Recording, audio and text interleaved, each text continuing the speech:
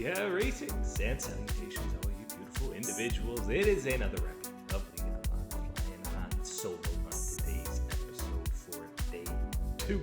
Action as we continue to ride the wave of momentum and excitement that is the World Championship Swiss stage. Still best of ones, and I gotta say, we're again only day 2 of these best of ones, and I'm already clamoring for best of threes to re-implement Fearless Draft. As 16 games in, I'm getting a little bored of some of these picks. I'm looking at you, Caitlin, in that bottom lane. She continues to take over the 80 carry picks as we slowly make our way through this World Championship. But Fearless best of threes will be just on the horizon, but you don't get the sweeping overreactions with best of threes that you get with best of ones, which is, some of the payoff that you get.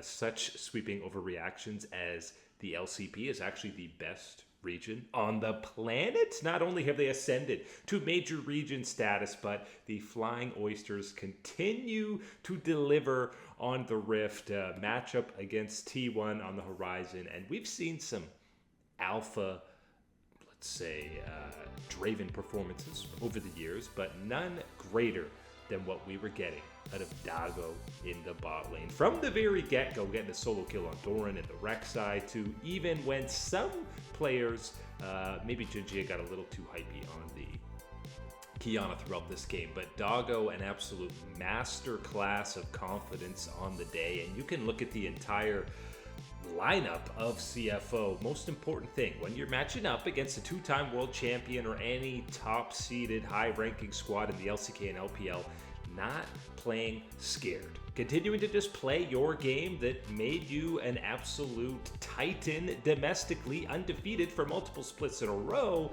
And that's exactly what we saw on the Rift. They did not shy away from the moment. They were contesting the biggest objectives and forcing plays when they had even the smallest of advantages, and across the board everybody played super well. Hongq stepped to Faker, and Faker had a pretty good performance on Cassiopeia himself. Junjia, as I mentioned, yes, he got a little over aggressive and died a few times, but primarily he was running the show in that jungle spot as they secured all the major objectives throughout this game. They got an Otacon, they got a Baron to their name eventually. They were the ones in the driver seat, no pun intended, with the Scion in the top lane for driver, and never really pulled off the gas. And the moment it looked like maybe T1 would step back into this game, well, Dago stepped forward on the Draven, and I mean, this guy cashed in early and often. He was opting into 1v2s. You saw him soloing Gumayushi under turret. He played an absolute masterclass on that pick, and listen, this dude is world class. We've seen him perform when he subbed in for PSG a couple of years ago. We forget about his run in the LPL because that, of all things, seemed like an anomaly, because it's time and time again this guy's showing up on the world's biggest stage, and now this obviously puts a massive wrench in the standings, dropping T1 to 1-1, and now CFO ascends to that 2-0 best of 3 stage, one best of 3 win away from qualifying for that knockout round, a top 8 performance, which I think definitely us and most people were thinking CFO should be a top 8 team. That should be what they're vying for. Maybe even if they play like this, you got potential to be talking about them as a top 4 team. This was like 80-20 CFO playing at a really, really high level, and maybe T1, Guma didn't quite have it on the Caitlyn on this day, but it's not like there was a huge underperformance. They shut down Owner early. He could never really get things running. This is just 2 massive thumbs up out of CFO showing up against T1. The LPL also showed up on the day. Anyone's Legend got to warm up with a little Hanwha Life matchup, and then they got a little bit of their rematch against Gen G. Rematch, we're going back to MSI and the EWC, and credit where credit is due. This game looked over for Anyone's Legend after Gen G has this super clean team fight where Ruler gets incredibly fed around the Dragon Pit. He ends up grabbing, I believe, a triple kill despite the best efforts of Flandre.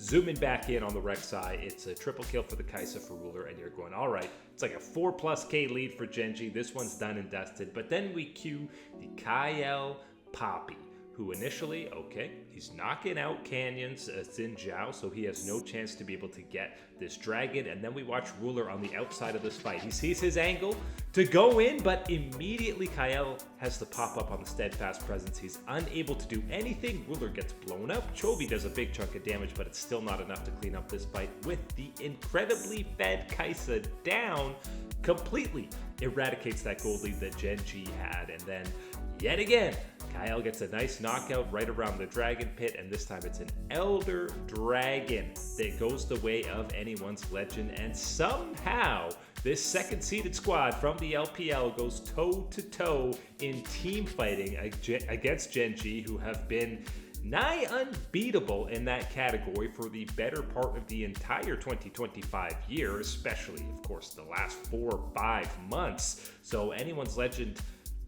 I mean, what more can you say about this squad? We've been waiting time and time again in the LPL season for them to kind of reach that split 2 and international form that we were getting out of them, and we didn't see it. We saw maybe a glimpse of it, but we never really got a full series or a full multiple weeks put together run of them reaching that level.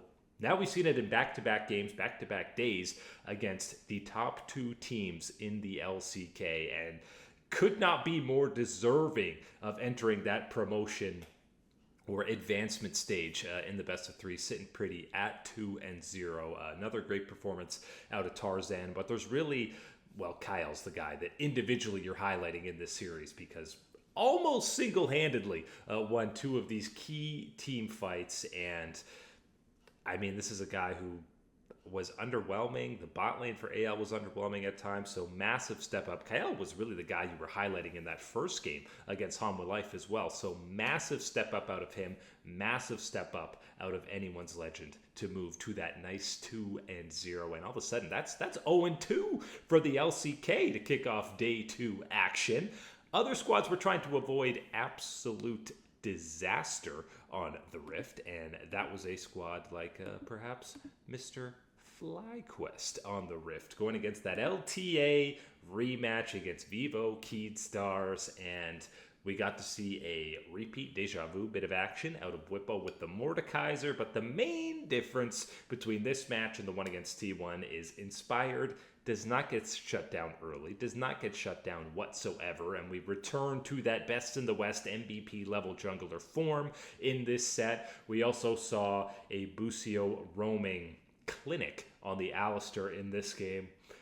Masu got pretty fed, but even though he was kind of focused in a lot of these team fights, despite being on the Yunara, this game was less about him, more about, again, Inspired completely dominating a lot of these fights. And when the team fights did roll around, because so much emphasis and focus was going on to Masu, Quad was able to clean things up, and really this looked much more like the FlyQuest team that we're accustomed to seeing and have seen throughout the entirety of the LTA season.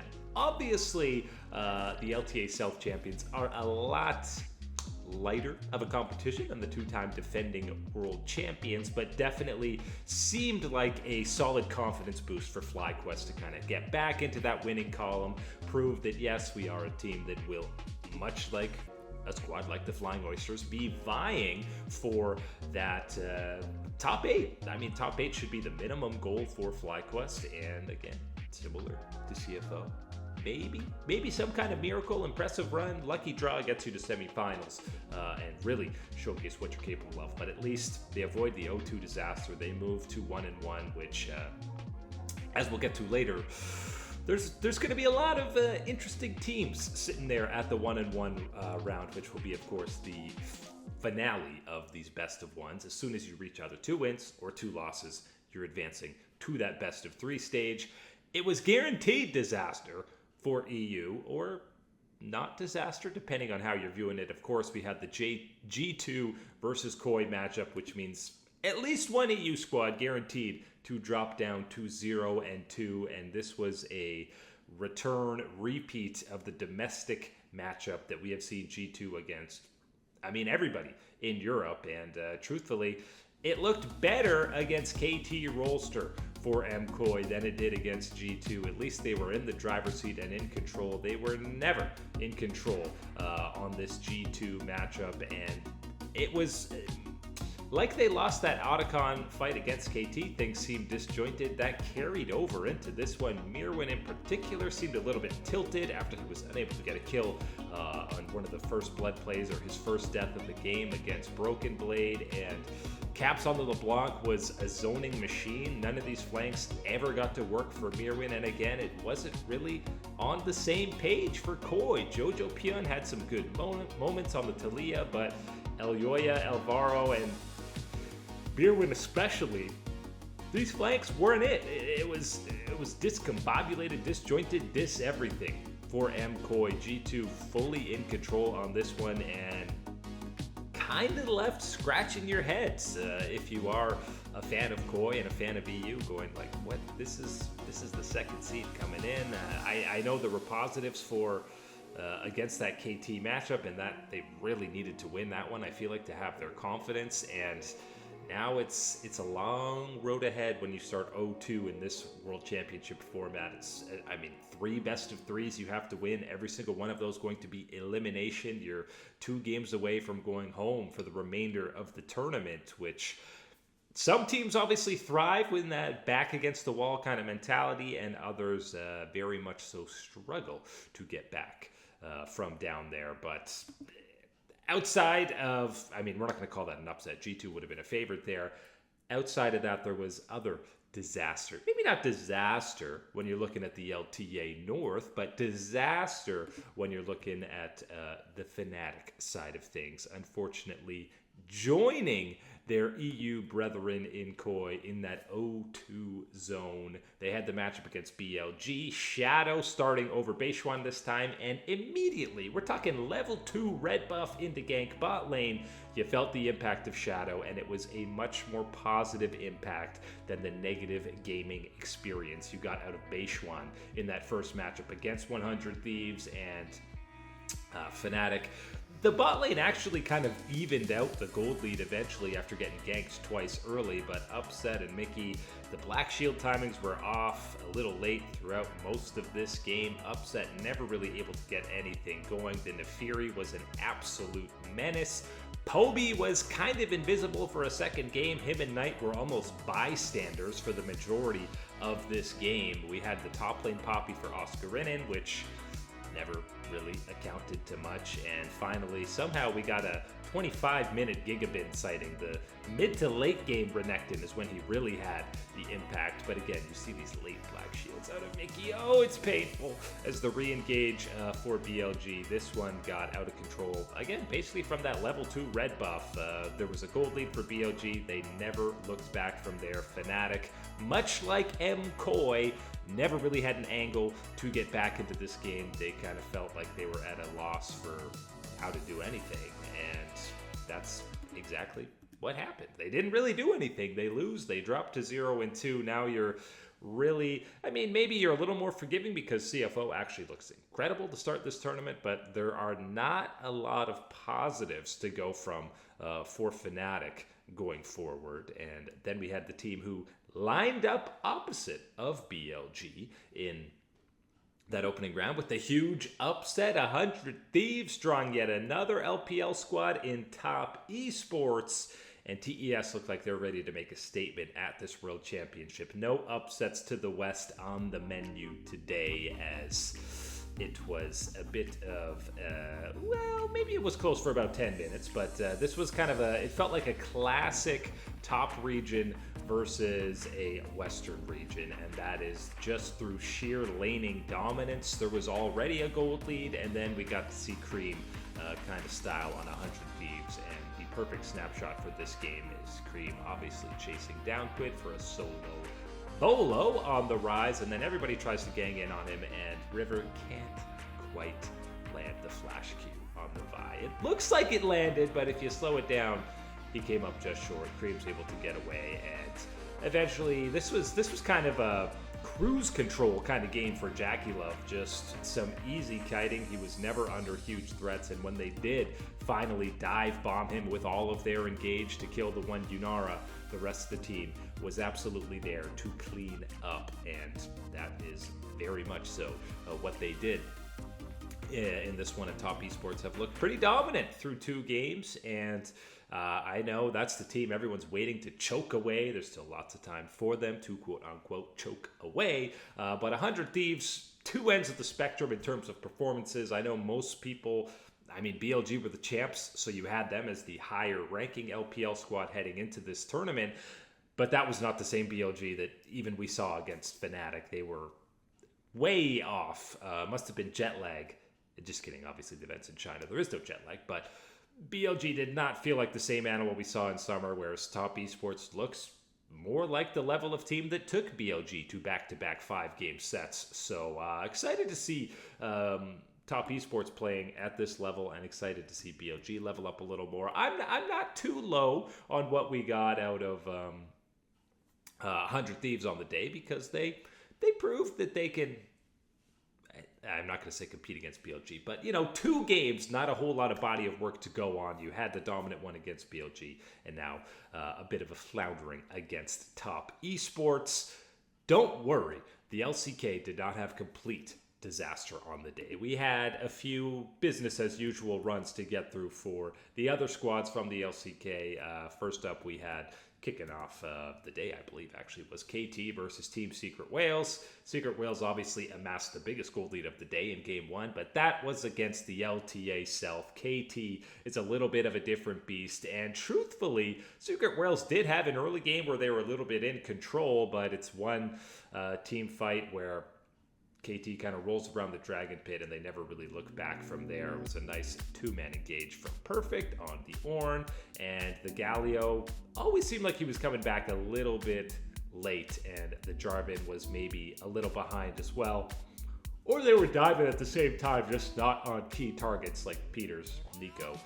Doesn't really matter. You're not killing BDD. You're not killing Dakdam, who all of a sudden is an absolute menace on Caitlyn. I know Caitlyn has been a menace kind of for everybody, but Dakdam has looked incredibly comfortable on that pick so far early at the World Championship. And KT Rolster, probably maybe one of the easier schedules so far. Obviously haven't had to play an LCK or an LPL team so far, just beaten up on second seed from the LCP and the second seed from the LEC. But 2-0 for the Rolster Coaster, who legitimately would probably think the LCK is harder than Worlds right now, because they had to go to the gauntlet of Hanwha Life, T1, and Genji, and then Genji and T1 and Hanwha Life. So Worlds is just smooth sailing, easy for KT Rolster. Disaster was avoided for Hanwha Life, because let's be honest, if they dropped 0-2 with the loss to PSG, yeah, you'd be sweating for that second seed from the LCK, but they definitely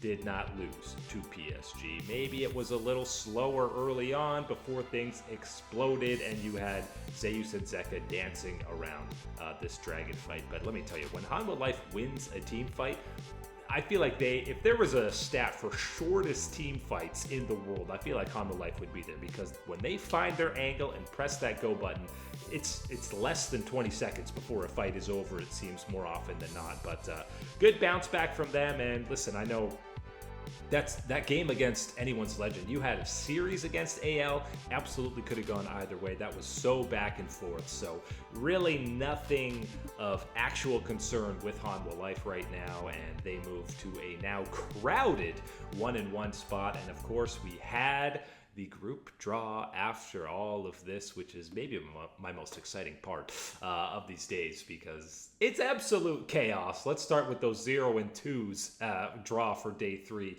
which is a rough one for you EU fans. Yes, it is Fnatic versus MKOI, both 0-2, which means there will be a winless EU squad coming out of here. Yes, you can say the positive, at least one's guaranteed to get through, but if you had Fnatic and KOI matching up against either Keedstar and PSG, they would be favorites. And if you lose that set, well then yes, you can be extremely disappointed, but a little bit rough for EU that they get 2 Civil War matchups in the first 3 rounds. I will say at the very least, MKOI has had more positive signs here than Fnatic, so I'm expecting MKOI to convincingly win that series. PSG, I think, probably should destroy the Keedstar matchup as well. Get to the 2-0s. Again, these are the best of 3s that we'll be talking about, and kind of some surprising 3-0 squads. Obviously, CFO and KT, I mean, not shocked that they're at this stage, but maybe that other teams are not, and they are. CFO versus AL, that's a banger. Both squads, I think, have showed up huge, and I wouldn't be shocked if CFO win. I wouldn't be shocked if AL win. That's about as close to a near 50-50 as I can talk about right now. I'll give AL 55-45. KT versus TES. TES probably get the edge. They've had the harder path to get here, although, I mean, really, is it that much harder? Not really. I guess they've both kind of just played Western teams to get here, or non-LCK LPL, so that's the first real test to them. But whoever comes out of that series, definitely the easiest path to get to quarterfinals.